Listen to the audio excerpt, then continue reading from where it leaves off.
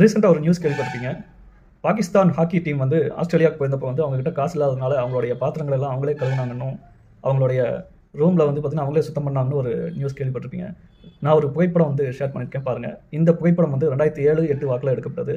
அது வந்து இந்தியாவினுடைய பஞ்சாபில் இந்திய மகளிர் கபடி அணி வந்து வேர்ல்டு கப்பை ஜெயிச்சதுக்கப்புறமா அவங்க டீமுக்கு வந்து பார்த்திங்கன்னா வந்து காசு இல்லைன்னு சொல்லிட்டு, அதாவது அரசு சார்பில் வந்து அவங்களுக்கு வந்து காசு சரியாக தரப்படலைன்னு சொல்லிட்டு அவங்களுடைய ஹோட்டல் வந்து அவங்கள வந்து வெளியே அனுப்பிட்டாங்க. அவங்க வந்து கையில் வேர்ல்டு கப்பை வச்சுக்கிட்டே வந்து தெருவில் நிற்கிறாங்க. ஸோ இந்த ஒரு புகைப்படம் தான் எனக்கு ஞாபகத்துக்கு வந்துச்சு.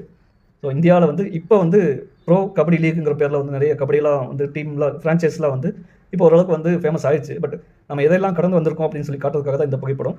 ஸோ பஞ்சாப் ஹரியானாவில் வந்து கபடி வந்து ரொம்ப ஃபேமஸான ஒரு ஸ்போர்ட். நம்ம இந்தியாவில் மற்ற மாநிலங்களெல்லாம் வந்து தாண்டி அப்படி இருக்கக்கூடிய நிலைமையில் பெண்கள் அணிக்கு, தேசிய அணிக்கு வேர்ல்டு கப்பை ஜெயிச்சதுக்கப்புறம் அடுத்த நாளில் வந்து பார்த்திங்கன்னா இந்த நிலைமை. கபடியின் தாயகம் இந்தியான்னு சொல்லுவாங்க. இப்படிப்பட்ட நாட்டிலே கூட வந்து பார்த்திங்கன்னா இப்படி ஒரு சிச்சுவேஷன். ஸோ இதெல்லாம் தாண்டி தான் வந்து இந்தியாவில் வந்து விளையாட்டு வீரர்கள், வீராங்கனைகள் வந்து அடுத்த கட்டத்துக்கு போக வேண்டியது இருக்குது.